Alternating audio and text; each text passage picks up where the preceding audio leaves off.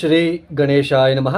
ఓం శ్రీ విష్ణు రూపాయ నమ శివాయ. నమస్కారం అండి. ఇక్కడ 2024 అక్టోబర్ మాసంలో ద్వాదశ రాశి వాళ్ళ మాస ఫలితాలు ఎలా ఉన్నాయో తెలుసుకుందాం.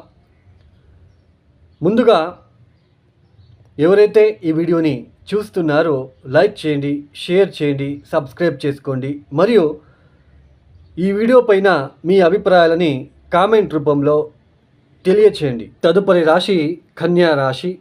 ఈ కన్యా రాశి వాళ్ళకి 2024 అక్టోబర్ మాసంలో ఏ గ్రహాలు శుభ ఫలితాలు ఇస్తున్నారు అని తెలుసుకున్నట్లయితే ఈ కన్యా రాశి వాళ్ళకి అక్టోబర్ 20వ తేదీ తర్వాత కాస్త శుభుడు శుభ ఫలితాలు ఇస్తున్నారు. ద్వితీయ స్థానంలో ఉంటున్న తర్వాత తృతీయ స్థానంలో సంచారం చేయబోతున్న శుక్ర బుధులు కాస్త శుభ ఫలితాలను ఇస్తున్నారు. కాస్త శని కూడా శుభ ఫలితాలని ఇస్తున్నారు.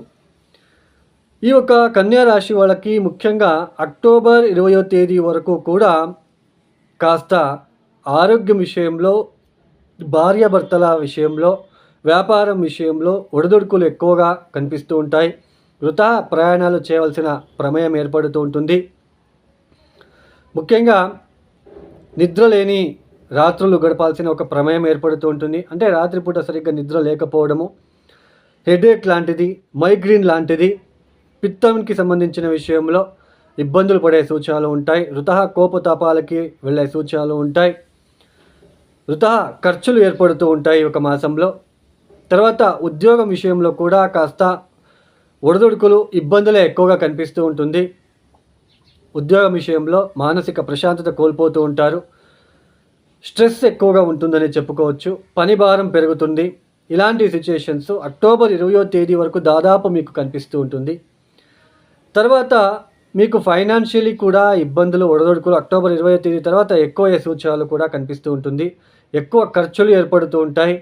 దూర ప్రయాణాల్లో కూడా ఒడిదుడుకులు, ఇబ్బందులే ఎక్కువగా కనిపించడానికి అవకాశాలు ఇక్కడ ఉంటాయని తెలుసుకోవచ్చు. ఇక్కడ 6వ స్థానంలో వక్రించిన శని పంచమాన్ని చూస్తున్నాడు కాబట్టి ఒక మతిస్థీమతం ఏర్పడుతూ ఉంటుంది. అంటే బుద్ధి అని అంటాం. గంటకు ఒకసారి ఆలోచన పెరిగే అవకాశము, ఇలాంటి సిచ్యుయేషన్స్ ఎక్కువగా ఉంటాయి.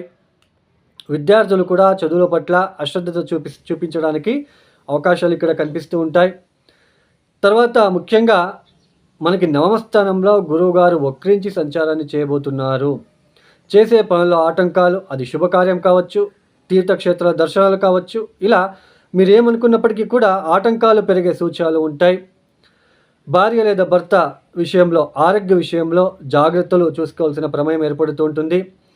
కన్యారాశిలో పుట్టిన స్త్రీలకు భర్త ఒక ఆరోగ్యం విషయంలో, తర్వాత ముఖ్యంగా ఇక్కడ వాళ్ళ ఉద్యోగం విషయంలో, వాళ్ళ ఆర్థిక విషయంలో కొద్దిగా వరీస్ పెరగడానికి, అంటే బాగా వరిడ్ అవ్వడానికి ఎక్కువగా ఆస్కారాలు ఈ యొక్క మాసంలో కనిపిస్తూ ఉంటుంది. ఎన్ని మనం ఇలా చెప్పుకున్నప్పటికీ కన్యా రాశి వాళ్ళకి కాస్త పెద్దగా ఈ యొక్క మాసంలో బాగా ఉండదు అని తెలుసుకోవచ్చు. కన్యా రాశి వాళ్ళు మీరు గుర్తుపెట్టుకోండి, మీ లగ్నం ఏంటి, తర్వాత మీ దశాభుక్తి ఏంటి అని తెలుసుకోండి. మీ దశాభుక్తి కనుక బాగున్నట్లనకైతే ఇలా ఎన్ని గ్రహాలు మనకి గోచరంలో ఇబ్బందిలో ఉన్నప్పటికీ అవి మనకి పూర్తిగా ఇబ్బందులు పెట్టకుండా మన దశాభుక్తి వలన మనం కోలుకునే ఒక స్థితి కూడా ఏర్పడుతూ ఉంటుందని తెలుసుకోవచ్చు. ఈ కన్యా రాశి వాళ్ళు మీరు చేసుకోవాల్సిన పరిహారాలు ఏంటి అంటే, మీరు నవగ్రహాలకి కూడా కాస్త శాంతి ప్రక్రియలు ఆచరించుకోవడానికి ప్రయత్నాలు చేసుకోండి.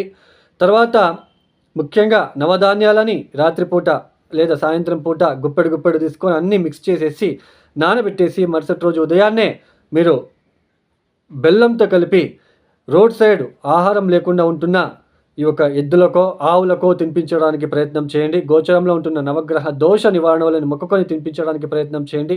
వరుసన 9 రోజులు చేసుకున్నట్లయితే వచ్చే ఇబ్బందుల నుంచి బయటపడవచ్చు. తర్వాత మీరు ఎక్కువగా ఆంజనేయ స్వామి గుడిలోన ప్రతి గురువారం అంటే ఇక్కడ కనీసం 3 గురువారాలు చాలు.